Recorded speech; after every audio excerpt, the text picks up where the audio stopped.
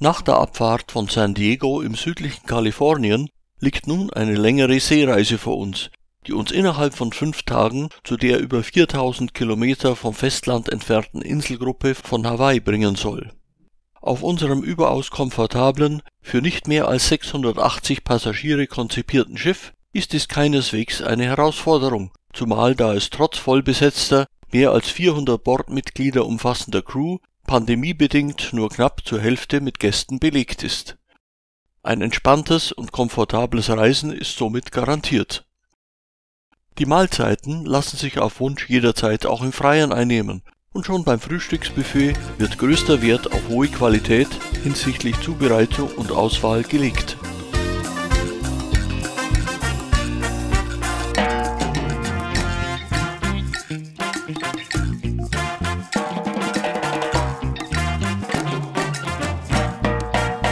Auch ruhige Rückzugsorte mit Stil und Komfort hat das Schiff reichlich zu bieten. In den komplett inkludierten Spezialitätenrestaurants werden gepflegtes Ambiente und Qualität großgeschrieben. In der letzten Nacht vor Ankunft auf Hawaii nutzen wir wiederum gerne das gepflegte Unterhaltungsangebot an Bord und freuen uns bereits auf die Annäherung an die entlegenen Inseln im Pazifik am nächsten Morgen. Frühzeitiges Aufstehen ist hier natürlich Pflicht, um die spektakuläre Anfahrt im Sonnenaufgang zu der Insel Oahu mit ihrer Hauptstadt Honolulu nicht zu verpassen. 2 volle Tage stehen uns hier für Erkundigungen zur Verfügung. Unser Blick fällt natürlich als erstes auf das Wahrzeichen der Stadt, den Aloha Tower, der seit 1926 die vom Meer ankommenden Besucher begrüßt und schon bei der Ankunft per Schiff nicht zu übersehen ist. Unser erstes Interesse gilt aber dennoch zunächst den Hula-Tänzen, die schon am Pier traditionelle Erwartungen der Hawaii-Besucher erfüllen.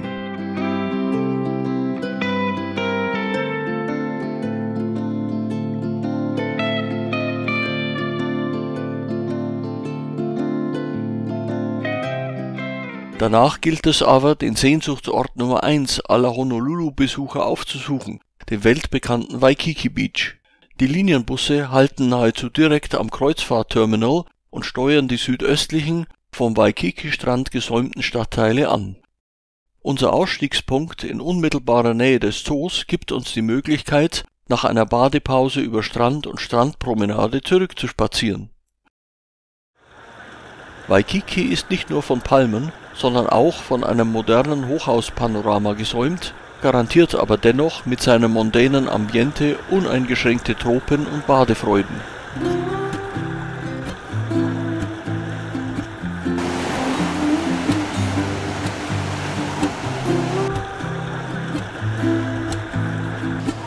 Angeregt vom hohen Aktivitätsgrad der Beachvolleyballerinnen beenden auch wir allmählich unsere Ruhepause und erkunden auf einem Spaziergang entlang der Strandpromenade Waikiki mit seiner sehenswerten Umgebung. Der hohe Stellenwert des Wellenreitens auf Hawaii wird hier auf Schritt und Tritt deutlich, weshalb man auch dem Hawaiianer Duke Kahanamoku, dreifacher Schwimm-Olympiasieger und Begründer des modernen Wellenreitens, besondere Verehrung entgegenbringt.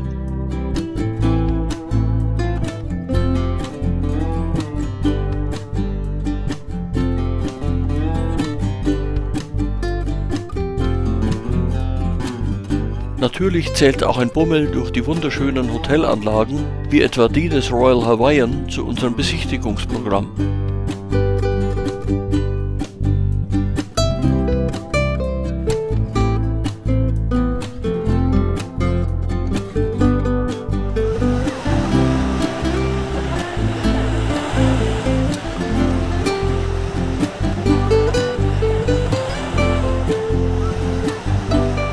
Am Hilton Hawaiian Village Resort haben wir nun das nordwestliche Ende des Waikiki-Strandes erreicht und beenden mit einem kurzen Spaziergang zur Bushaltestelle unser Programm des Vormittags. Nach dem flotten Rücktransport mit dem Linienbus steigen wir am Pier aus und gönnen uns eine kurze Mittagspause auf unserem Schiff. Der Nachmittag beginnt mit einem Spaziergang durch die modernen Stadtbezirke Honolulus und setzt sich mit einer Besichtigung der überwiegend historisch geprägten Bauwerke und Sehenswürdigkeiten im Herzen der Stadt fort.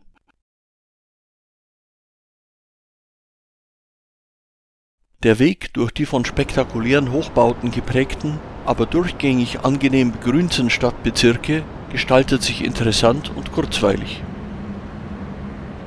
Bald erreichen wir das historische Viertel mit den restaurierten Missionshäusern, die ab 1820 von protestantischen Missionaren aus Neuengland genutzt wurden. Die Einführung des Christentums brachte dramatische Veränderungen auf die Inseln. Unmittelbar nebenan befindet sich die Missionskirche aus dem Jahre 1842. Sie wurde komplett aus unter Wasser gewonnenen Korallensteinblöcken gefertigt.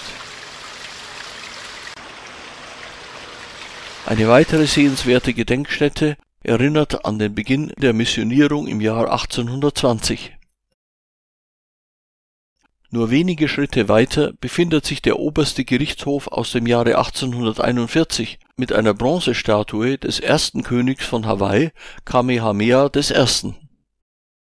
Direkt gegenüber blickt man auf die einzige offizielle königliche Staatsresidenz der Vereinigten Staaten, den Iolani-Palast. Hier residierten Ende des 19. Jahrhunderts die beiden letzten Monarchen des hawaiianischen Königreichs. Eine Innenbesichtigung des stattlichen, von europäischen Einflüssen geprägten Gebäudes ist überaus lohnend.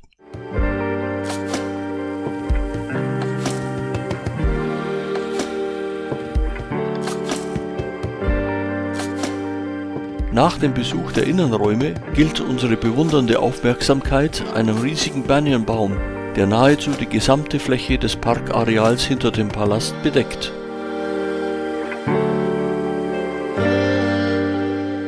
Auf dem Weg zum Parlamentsgebäude blicken wir mit Interesse auf die Statue von Liliuokalani, letzte Königin von Hawaii von 1891 bis 1893.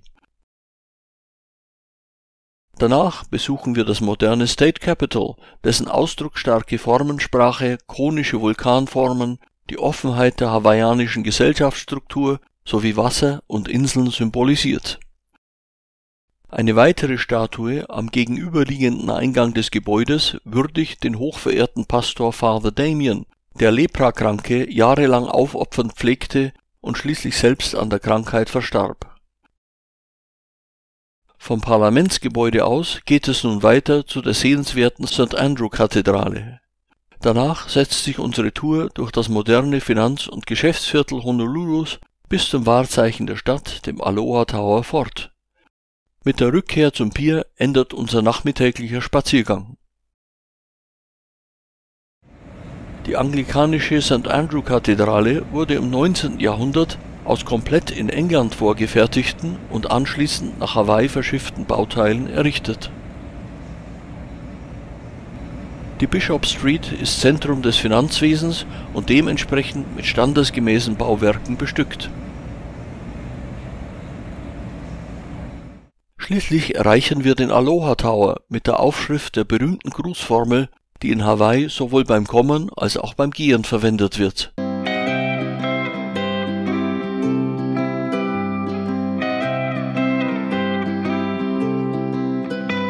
Danach passieren wir den Yachthafen mit einigen bemerkenswerten Booten und kehren wieder zu unserem eigenen Schiff zurück, wo wir nochmals die Aussicht vom Oberdeck genießen, bevor wir es uns in den letzten Sonnenstrahlen des Abends so richtig gemütlich machen.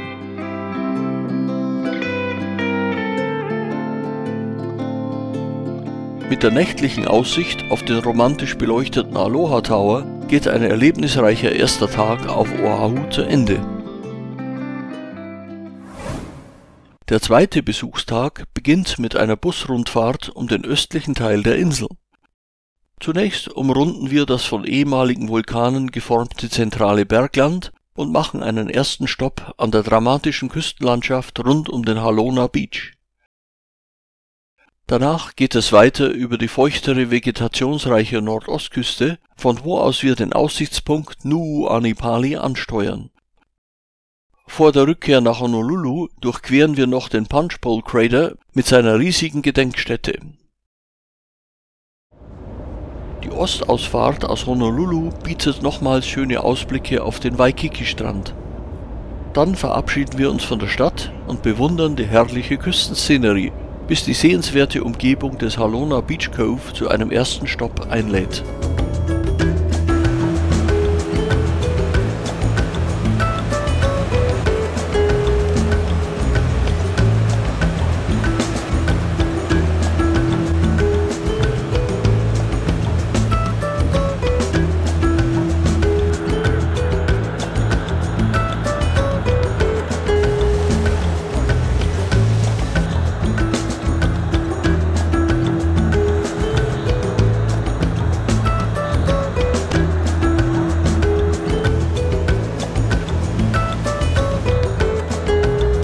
Auch im weiteren Verlauf der Fahrt zeigt die hawaiianische Küstenlandschaft eindrucksvoll all das, was sich die Gäste von einem Besuch der Insel erhoffen.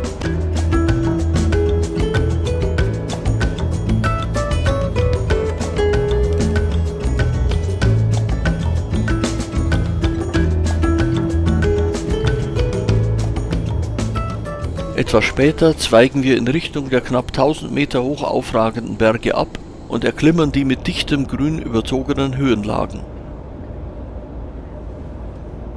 Bald bekommen wir einen Vorgeschmack auf das, was uns am Nuuanipali Aussichtspunkt erwartet. Die dramatische Berglandschaft der Insel wurde von zwei mittlerweile inaktiven Vulkanen geformt.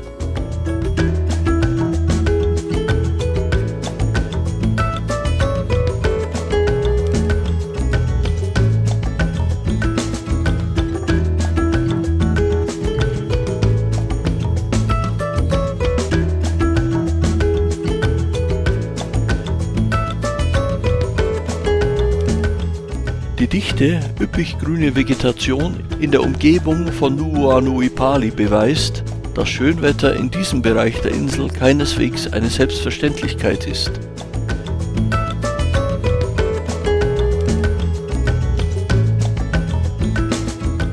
Auch auf der Talfahrt zurück Richtung Honolulu gibt es Natureindrücke pur. Mit dem Erreichen der Stadtgrenze ist es nun nicht mehr weit bis zum Punchbowl Crater, einem erloschenen ehemaligen Vulkankrater, der nun als Ruhe- und Gedenkstätte für fast 37.000 gefallene amerikanische Soldaten genutzt wird. Zahllose Grabplatten in der weitläufigen Rasenfläche markieren die Soldatengräber. Vom Kraterrand aus blickt man auf die Stadt Honolulu hinab, die wir nur wenige Minuten später erreichen. Nach einer gebührenden Pause auf dem Schiff möchten wir am späteren Nachmittag noch einen Gegenpol zu den rasch wechselnden Eindrücken während der vorherigen Rundtour setzen. Hierfür benötigen wir lediglich eine kurze Fahrt mit dem Linienbus zu einer Haltestelle beim Foster Botanical Garden, den wir nach einem kurzen Fußweg erreichen. Bereits der ansprechend gestaltete Eingangsbereich nahe eines schönen chinesischen Tempels weckt berechtigte Hoffnungen auf einen geruhsamen und beschaulichen Tagesausklang.